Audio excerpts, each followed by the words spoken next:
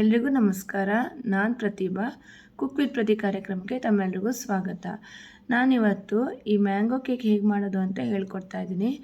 ತುಂಬ simple recipe but ತುಂಬಾ ಟೇಸ್ಟಿಯಾಗಿರುತ್ತೆ. ಬನ್ನಿ ನೋಡೋಣ ಹೇಗೆ ಮಾಡೋದು ಅಂತ. ಮತ್ತು ನಮ್ಮ ಚಾನಲ್ನ ಪ್ಲೀಸ್ ಲೈಕ್, ಶೇರ್ ಮತ್ತು ಸಬ್ಸ್ಕ್ರೈಬ್ ಮಾಡೋದನ್ನು ಮರಿಬೇಡಿ. ಫಸ್ಟ್ ಇದಕ್ಕೆ 1 ಕಪ್ ನಾನು ಈ ರವೆ ಹಾಕ್ಕೋತಾ ಇದ್ದೀನಿ. ರವೆ ಅಂದರೆ ಇದು ಬಾಂಬೆ ರವೆ ಮೀಡಿಯಮ್ ಬರುತ್ತಲ್ಲ ಅದು. ನೀವು ಯಾವುದೋ ಹಾಕ್ಕೋಬೋದು. ಸಣ್ಣ ರವೆ ಬರುತ್ತಲ್ಲ ಅದು ಹಾಕ್ಕೋಬೋದು, ಯಾವುದೋ ಹಾಕ್ಕೋಬೋದು. ಬಟ್ ನಾನು ಇದು ಹಾಕ್ಕೋತಾ ಇದ್ದೀನಿ. ಇದು 1 ಕಪ್ ಇದೆ. ನೀವು ಯಾವ ಕಪ್ಪಲ್ಲಿ ಬೇಕಾದ್ರೂ ನಿಮ್ಗೆ ಎಷ್ಟು ಬೇಕು ಅಂದಾಜಲ್ಲಿ ಹಾಕ್ಕೊಂಡು ಮಾಡ್ಕೋಬೇಕು. ನಾನು ಈ ಕಪ್ಪಲ್ಲಿ 1 ಕಪ್ ಹಾಕ್ತಾಯಿದ್ದೀನಿ ಮಿಕ್ಸಿನಲ್ಲಿ. ನೋಡಿ, ಈಗ ನಾನು ರವೆ ಹಾಕಾಯಿತು. ಇದಕ್ಕೆ ಸಕ್ಕರೆ ಹಾಕ್ತಾಯಿದ್ದೀನಿ ಅರ್ಧ ಕಪ್ಪು. 1 ಕಪ್ ರವೆಗೆ ಅರ್ಧ ಕಪ್ ಸಕ್ಕರೆ. ಯಾಕಂದರೆ ಈ ಮಾವಿನ ಹಣ್ಣು ಸ್ವೀಟ್ ಇರೋದ್ರಿಂದ ಸ್ವಲ್ಪ ಕಡಿಮೆನೇ, ಇದಕ್ಕಿಂತ ಸ್ವಲ್ಪ ಕಡಿಮೆನೇ ಹಾಕಿದ್ರೆ ಆಗುತ್ತೆ, ಇಷ್ಟು ಹಾಕಿದ್ರೂ ಆಗುತ್ತೆ. ಯಾಕಂದರೆ ಮಾವಿನ ಹಣ್ಣು ಸ್ವೀಟ್ ಇದೆ ಅದಕ್ಕೆ. ಸೊ ಅರ್ಧ ಕಪ್ ಸಕ್ಕರೆ ಹಾಕ್ತಾಯಿದ್ದೀನಿ. ಇಷ್ಟು ಸಾಕು. ಈಗ ಇದಕ್ಕೆ ಇದು 4 ಎಸಳು ಏಲಕ್ಕಿ ಹಾಕ್ಕೊಳ್ಳಿ. 4 ಹಾಕಿದ್ದೀನಿ. ಹಾಕ್ಕೊಂಡು ನೈಸಾಗಿ ಇದು ರುಬ್ಕೋಬೇಕು. ಯಾಕಂದರೆ ರವೆ ಸ್ವಲ್ಪ ಇದಿರೋದ್ರಿಂದ ಒಂಚೂರು ನೈಸಾಗಿ ರುಬ್ಕೋಬೇಕು. ಇವಾಗ ಇದು ನಾನು ನೈಸಾಗಿ ರುಬ್ಕೋತಾ ಇದ್ದೀನಿ.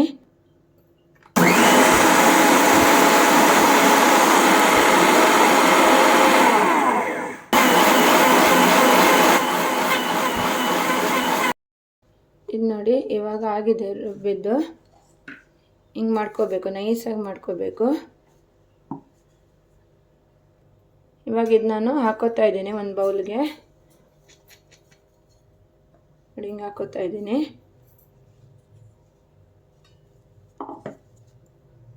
ಇವಾಗ ಈ ಒಂದು ಮ್ಯಾಂಗೋನ ಚೆನ್ನಾಗಿ ಹಣ್ಣಾಗಿರಬೇಕು. ನಾನಿದು ಅಲ್ಫಾನ್ಸ್ ಹಾಕ್ಕೋತಾ ಇದ್ದೀನಿ. ಅಲ್ಫಾನ್ಸ್ ಅಥವಾ ಕೇಸರ್ ಅಂತಾರೆ, ನೀವು ಮಲ್ಲಿಕಾಯಿ ಯಾವುದು ಹಾಕ್ಕೋಬೋದು. ನಾನಿದು ಹಾಕ್ತಾಯಿದ್ದೀನಿ. ಇದನ್ನು ಚೆನ್ನಾಗಿ ನೀಟಾಗಿ ಸಿಪ್ಪೆಲ್ಲ ತಕ್ಕೋಬೇಕು. ಒಂದು ಮ್ಯಾಂಗೋ ಇತ್ತಲ್ಲ ಅದು ನೀಟಾಗಿ ಇದಕ್ಕೆ ಕಟ್ ಮಾಡಿದ್ದೀನಿ. ಇದು ನಾವೇನು ಮಿಕ್ಸಿ ರುಬ್ಕೊಂಡಿದ್ವಲ್ಲ ಇದಕ್ಕೇ ಹಾಕ್ಕೊಳ್ಳಿ. ಇದು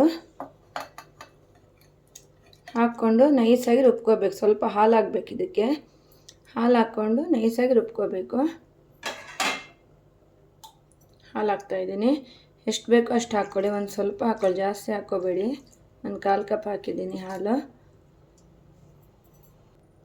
ಇದಕ್ಕೆ ನೋಡಿ, ಹಾಲು ಮತ್ತು ಈ ಮ್ಯಾಂಗೋ ಹಾಕ್ಕೊಂಡಿದ್ದೀನಿ. ಇವಾಗ ಇದು ನೈಸಾಗಿ ರುಬ್ಕೊಳ್ಳೋಣ. ಇವಾಗ ಏನು ನಾವು ಮ್ಯಾಂಗೋ ರುಬ್ಕೊಂಡಿದ್ವಲ್ಲ ಇದಕ್ಕೆ ಹಾಕ್ಕೊಳ್ಳಿ. ಇದು ನಾವೇನು ಫಸ್ಟ್ ಇದು ರವೆ ಮತ್ತು ಸಕ್ಕರೆ ಏನು ರುಬ್ಕೊಂಡಿದ್ವಿ, ರವೆ, ಏಲಕ್ಕಿ ಮತ್ತು ಸಕ್ಕರೆ ಹಾಕಿ ಅದಕ್ಕೆ ಈ ಮಾವಿನ ಹಣ್ಣು ರುಬ್ಕೊಂಡಿರೋದನ್ನು ಇದಕ್ಕೆ ಹಾಕ್ಕೋಬೇಕು. ಇವಾಗ ಇದು ಚೆನ್ನಾಗಿ ಮಿಕ್ಸ್ ಮಾಡ್ಕೋಬೇಕು. ಫಸ್ಟ್ ಜಾಸ್ತಿ ಹಾಲೆಲ್ಲ ಹಾಕ್ಕೋಬೇಡಿ. ಎಷ್ಟು ನಾವು ರುಬ್ಬಿದ್ವಲ್ಲ ಅಷ್ಟು ಮಾತ್ರ ಹಾಕ್ಕೊಂಡು ಮಿಕ್ಸ್ ಮಾಡ್ಕೊಳ್ಳಿ. ಯಾಕಂದರೆ ತುಂಬ ನೀರು ಆಗಬಾರ್ದು. ಇದು ಚೆನ್ನಾಗಿ ಮಿಕ್ಸ್ ಮಾಡ್ಕೋಬೇಕು. ಇಷ್ಟೇ ಸಾಕು, ಇನ್ನು ಹಾಲು ಹಾಕ್ಕೋಬೇಡಿ. ತುಂಬ ಗಟ್ಟಿನೂ ಇರಬಾರ್ದು, ತುಂಬ ನೀರಾಗೂ ಇರಬಾರ್ದು. ನೋಡಿ, ಈ ರೀತಿ ಮಾಡ್ಕೋಬೇಕು. ನೋಡಿ, ಇದು ಇವಾಗ ಚೆನ್ನಾಗಿ ಮಿಕ್ಸ್ ಮಾಡ್ಕೊಂಡಿದ್ದೀನಿ. ಯಾವುದೇ ಇದಕ್ಕೆ ಲಮ್ಸ್ ಇರಬಾರ್ದು, ಅಷ್ಟು ಚೆನ್ನಾಗಿ ಮಿಕ್ಸ್ ಮಾಡ್ಕೋಬೇಕು. ಇಷ್ಟು ಸಾಕು. ನೋಡಿ, ಇಷ್ಟು ಜಾಸ್ತಿ ನೀರು ಇಲ್ಲ, ಜಾಸ್ತಿ ದಪ್ಪನೂ ಇಲ್ಲ. ಇವಾಗ ಇದು 50 ಮಿನಿಟ್ಸ್ ಟು 1 ಅವರ್ ಇಡಬೇಕು. ಹಾಗೇ ಒಂದು ಮುಚ್ಚಳ ಮುಚ್ಕೊಂಡು ಇಡಿ. ಅಂದರೆ ಇದು ಚೆನ್ನಾಗಿ ಅದಕ್ಕೆ ಅಂದರೆ ರವೆ ಏನಿದೆಯಲ್ಲ ಅದು ಸ್ವಲ್ಪ ನೆಂದ ಮೇಲೆ ಇನ್ನೂ ಒಂಚೂರು ಗಟ್ಟಿ ಆಗುತ್ತೆ. ಅದಕ್ಕೋಸ್ಕರ ಮಿನಿಮಮ್ 50 ಮಿನಿಟ್ಸ್ ಟು 1 ಅವರ್ ಇದು ಇಡಬೇಕು. ಇದಿವಾಗ ಹಿಂಗೆ ಇಡ್ತಾಯಿದ್ದೀನಿ ಮುಚ್ಕೊಂಡು. ಇವಾಗ ಏನು ಮಾಡ್ಕೋಬೇಕಂದ್ರೆ ಅಷ್ಟೊತ್ತು, ಇವಾಗ ಅದು 50 ಮಿನಿಟ್ಸ್ ಸ್ವಲ್ಪ ರೆಸ್ಟ್ ಆಗಬೇಕಲ್ವಾ, ಅಷ್ಟೊತ್ತವರೆಗೂ ಇದೆಲ್ಲ ಸ್ವಲ್ಪ ಕಟ್ ಮಾಡಿ ಇಟ್ಕೊಬೇಕು. ಬಾದಾಮಿ, ಗೋಡಂಬಿ, ದ್ರಾಕ್ಷಿ, ಪಿಸ್ತಾ, ನಿಮ್ಮ ಹತ್ರ ಯಾವ ಡ್ರೈ ಫ್ರೂಟ್ಸ್ ಇದೆ ಏನನ್ನಾದರೂ ಹಾಕ್ಕೋಬೋದು. ಇದು ಚಿಕ್ಕದಾಗಿ ಇದಕ್ಕೆ ಕಟ್ ಮಾಡ್ಕೋಬೇಕು.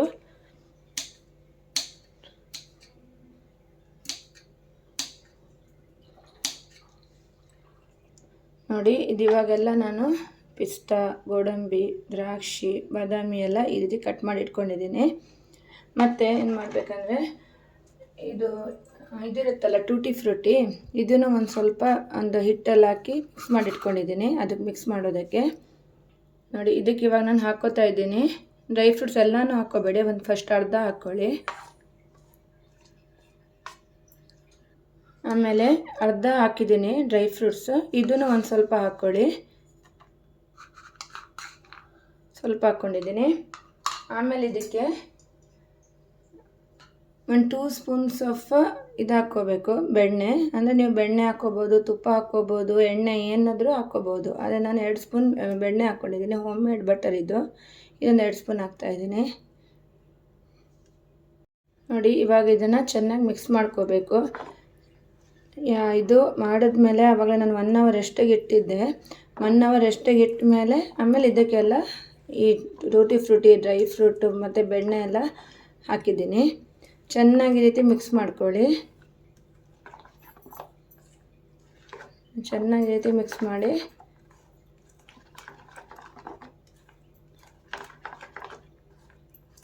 ಮಿಕ್ಸ್ ಮಾಡಿದ್ದೀನಿ. ನೋಡಿ ಇವಾಗ ಇದಕ್ಕೆ ಬೇಕಿಂಗ್ ಪೌಡರ್ ಹಾಕ್ಕೋಬೇಕು.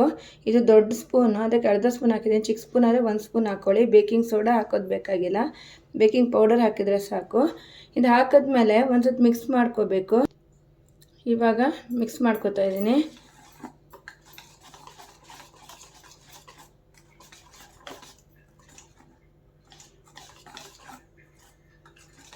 ನೋಡಿ ಈ ರೀತಿ ಇರುತ್ತೆ. ಇವಾಗ ಚೆನ್ನಾಗಿ ಮಿಕ್ಸ್ ಆದಮೇಲೆ ಒಂದು 10 ನಿಮಿಷ ಮುಂಚೆ ನಾನು ಇದು ಕಾಸ್ಟ್ ಐರನ್ ಕಾವಲಿ ಇದ್ದಿರ್ತಲ್ಲ, ಇದು ಬಿಸಿ ಮಾಡೋಕ್ಕೆ ಇಟ್ಟಿದ್ದೆ. 10 ಮಿನಿಟ್ಸ್ ಇದು ಬಿಸಿಯಾಗಿದೆ. ಇವಾಗ ನಾನು ಕುಕ್ಕರಲ್ಲಿ ಇದು ಹಾಕೋತಾ ಇದ್ದೀನಿ. ಕೇಕ್ ಇನ್ನು ನಾನು ಬ್ಯಾಟ್ರ್ ಮಾಡಿದ್ದೀನಲ್ಲ, ಕುಕ್ಕರಲ್ಲಿ ಹಾಕ್ತಾಯಿದ್ದೀನಿ. ನೀವು ಬೇಕಾದ್ರೆ ಕೇಕ್ ಮೌಲ್ಡ್ ಇದ್ದರೆ ಕೇಕ್ ಮೌಲ್ಡಲ್ಲೂ ಹಾಕ್ಕೋಬೋದು. ಕುಕ್ಕರಲ್ಲಿ ಇಟ್ಟು ಅದಕ್ಕೊಂದು ಸ್ಟ್ಯಾಂಡ್ ಇಟ್ಟು ಕೇಕ್ ಮೌಲ್ಡ್ ಹಾಕಿ ಅದನ್ನು ಇಡ್ಬೋದು. ನಾನು ಕೇಕ್ ಮೌಲ್ಡಲ್ಲಿ ಹಾಕ್ತಾಯಿಲ್ಲ, ಕುಕ್ಕರಲ್ಲಿ ಹಾಕ್ತಾಯಿದ್ದೀನಿ. ಅದಕ್ಕೋಸ್ಕರ ಈ ಥರ ಕಾವಲಿ ಬಿಸಿ ಮಾಡಿ 10 ನಿಮಿಷ ಬಿಸಿ ಆದಮೇಲೆ ಈ ಕೇಕ್ ಬ್ಯಾಟ್ರನ್ನು ಕುಕ್ಕರ್ಗೆ ಹಾಕ್ತಾಯಿದ್ದೀನಿ. ಹಾಕ್ಕೊಂಡಿದ್ದೀನಿ. ಇದು ಡ್ರೈ ಫ್ರೂಟ್ಸು, ಇದು ಸ್ವಲ್ಪ ಡೆಕೋರೇಷನ್ಗೋಸ್ಕರ ಹಾಕ್ಕೋಬೇಕು. ನೀಟಾಗಿ ಡೆಕೋರೇಟ್ ಮಾಡ್ಕೊಳ್ಳಿ. ಬೇಕಾದ್ರೆ ಹಾಕ್ಕೋಬೋದು, ಇಲ್ಲಾಂದರೆ ಬೇಡ, ನಿಮ್ಮ ಇಷ್ಟ. ಆದರೆ ಹಾಕಿದ್ರೆ ನೀಟಾಗಿ ಕಾಣುತ್ತೆ ಅಂತ ಹಾಕೋದು. ಇವಾಗ ಇದ್ರ ಮೇಲೆ ಟೂಟಿ ಫ್ರೂಟಿನ ಹಾಕ್ಕೊಳ್ಳಿ, ಸ್ವಲ್ಪ ಉಳಿದಿದ್ದು. ಅವಾಗ ಸ್ವಲ್ಪ ಮಿಕ್ಸಿಂಗಿಗೆ ಹಾಕ್ಕೊಂಡಿದ್ದೆ, ಇವಾಗ ಸ್ವಲ್ಪ ಇದರ ಮೇಲೆ ಹಾಕ್ತಾಯಿದ್ದೀನಿ ಡೆಕೋರೇಷನ್ಗೆ. ನಾನು ಮತ್ತು ಕುಕ್ಕರಲ್ಲಿ ಸ್ಟಾರ್ಟಿಂಗ್ ಹಾಕೋ ಮುಂಚೆ ಎಣ್ಣೆ ಹಾಕ್ಕೊಂಡಿದ್ದೆ. ನೀವು ಬೇಕಾದ್ರೆ ಇದು ಏನು ಬಟರ್ ಪೇಪರ್ ಇದ್ದರೆ ಅದು ಇಟ್ಕೋಬೋದು, ಇಲ್ಲಾಂದರೆ ಎಣ್ಣೆ ಆದರೆ ಎಣ್ಣೆನೂ ಹಾಕ್ಕೋಬೋದು. ನಾನು ಒಂಚೂರು ಎಣ್ಣೆ ಹಾಕ್ಕೊಂಡು ಈ ಬ್ಯಾಟರ್ ಹಾಕಿದ್ದೀನಿ. ಇವಾಗ ನೋಡಿ ಈ ರೀತಿ ಆಗಿದೆ ಡೆಕೋರೇಟ್. ಇವಾಗ ನೋಡಿ ಇದ್ರ ಮೇಲೆ ಇಟ್ಕೊಳ್ಳಿ 10 ನಿಮಿಷ. ಅದು ಕಾವಲಿ ತುಂಬ ಚೆನ್ನಾಗಿ ಬಿಸಿಯಾಗಿದೆ. ಇವಾಗ ಇದ್ರ ಮೇಲೆ ಇದು ಇಟ್ಕೋಬೇಕು. ಆಮೇಲೆ ಮುಚ್ಚಳನ ಮುಚ್ಕೋಬೇಕು. ನೋಡಿ ಇವಾಗ ನಾನು ಮುಚ್ಚಳ ಮುಚ್ಚಿಟ್ಟಿದ್ದೀನಿ. ಒಂದು 45 ಮಿನಿಟ್ಸ್ ಆದರೂ ಇಡಬೇಕು. ವಿಸಿಲ್ ಹಾಕ್ಕೋಬೇಡಿ, ಮತ್ತು 45 ಮಿನಿಟ್ಸ್ವರೆಗೂ ಓಪನ್ ಮಾಡಬೇಡಿ. ಯಾಕಂದರೆ ಚೆನ್ನಾಗದು ಬೇಕಾಗಬೇಕು. ಮಧ್ಯೆ ಮಧ್ಯೆ ಓಪನ್ ಮಾಡ್ತಾಯಿದ್ರೆ ಅದು ಬೇಕಾಗಲ್ಲ. ಸೊ 45 ಮಿನಿಟ್ಸ್ ಆದಮೇಲೆ ಹೇಗಾಗತ್ತೆ ಅಂತ ನೋಡೋಣ. ನೋಡಿ ಇವಾಗ 50 ಮಿನಿಟ್ಸ್ ಆಗಿದೆ. 45 ಮಿನಿಟ್ಸ್ ಅಂತ ಹೇಳಿದ್ದೆ, ಬಟ್ ಇನ್ನೊಂದು 5 ಮಿನಿಟ್ಸ್ ನಾನು ಎಕ್ಸ್ಟ್ರಾ ಇಟ್ಕೊಂಡಿದ್ದೀನಿ, ಸಪೋಸ್ ಒಂದು ವೇಳೆ ಆಗಿಲ್ಲ ಅಂದರೆ ಅಂತ. ಇವಾಗ 50 ಮಿನಿಟ್ಸ್ ಆಗಿದೆ. ಇವಾಗ ಇದು ಚೆಕ್ ಮಾಡೋಣ ಆಗಿದೆಯಾ ಇಲ್ಲ ಅಂತ. ನೋಡಿ ಈ ರೀತಿ ಆಗುತ್ತೆ. ಇವಾಗ ಚೆಕ್ ಮಾಡೋಣ. ನೋಡಿ ನೈಫ್ ಹಾಕಿದ್ದಕ್ಕೆ ಕ್ಲೀನಾಗಿ ಬರ್ತಾಯಿದೆ ಅಂದರೆ ಇದಾಗಿದೆ. ಇವಾಗ ನೋಡಿ ಇನ್ನೊಂದ್ಸಲ ಹಾಕಿ ನೋಡ್ತೀನಿ. ನೋಡಿ ಅಂಟಿಲ್ಲ. ಸೊ ಇವಾಗಿದ್ದ ಆಗಿದೆ. ಕಂಪ್ಲೀಟಾಗಿ ಕೂಲ್ ಆದಮೇಲೆ ಇದನ್ನು ಡಿಮೋಲ್ಡ್ ಮಾಡ್ಕೋಬೇಕು. ಮತ್ತು ಇನ್ನೊಂದಂದರೆ ಸಿಮ್ಮಲ್ಲಿ ಇಟ್ಕೋಬೇಕು ಗ್ಯಾಸ್. ಇದೇನು 45 to 50 ಮಿನಿಟ್ಸ್ ಇವಾಗ ಬೇಕಾಗುತ್ತಲ್ಲ, ಬೇಕ್ ಮಾಡಬೇಕಾದ್ರೆ ಫುಲ್ ಸಿಮ್ಮಲ್ಲಿ ಇಟ್ಟು ಗ್ಯಾಸ್ ಆಮೇಲೆ ಬೇಕ್ ಮಾಡಿ. 50 ಮಿನಿಟ್ಸ್ ಆದಮೇಲೆ ಹಿಂಗಾಗತ್ತೆ. ಇವಾಗ ತಣ್ಣಗಾದ್ಮೇಲೆ ಆಮೇಲೆ ಡಿಮೋಲ್ಡ್ ಮಾಡಿದ್ರೆ ಆಯಿತು.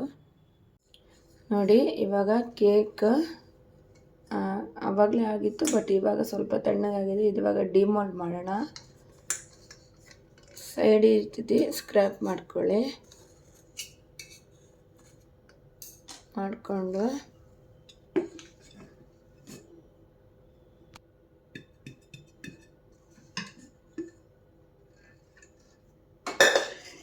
ನೋಡಿ ಆಗಿದೆ. ನೋಡಿ ಈ ರೀತಿ ಆಗುತ್ತೆ. ನೋಡಿ, ಇದು ಇವಾಗ ಕಟ್ ಮಾಡ್ಕೊಳ್ಳೋಣ. ತುಂಬಾ ಸಾಫ್ಟಾಗಿದೆ ನೋಡಿ, ಈ ರೀತಿ ಆಗುತ್ತೆ.